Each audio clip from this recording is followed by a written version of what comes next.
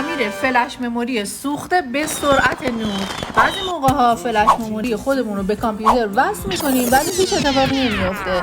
خیلی‌ها فکر میکنن فلششون سوخته ولی اینطوریا نیستش. برای که این مشکل رو حل کنیم باید برنامه روفوس رو نصب کنید. این برنامه رو توی کانال تلگرامم قرار دادم، میتونید به راحتی برین از اونجا برنامه رو دانلود کنید و بعد از اون خیلی راحت نصبش کنید. حجمش خیلی کمه و زود و راحت هم نصب میشه.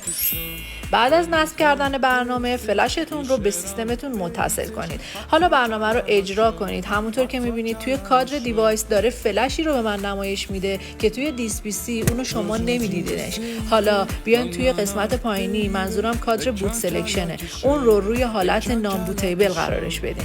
بعد از اون بیاین توی قسمت پایینتر پارتیشن استریمتون رو روی حالت MBR قرارش بدین. در آخر هم بیاین توی کادر پایینی یعنی فایل سیستم اون رو یا روی حالت FAT32 یا NTFS قرارش بدین. در انتها هم دکمه استارت رو فشار بدین. حالا منتظر بمونید که کادر استاتوس شما به حالت ردی در بیاد. به همین سادگی فلشی که فکر می‌کردی سوخته و دیگه قابل استفاده نیستش رو درستش کردی.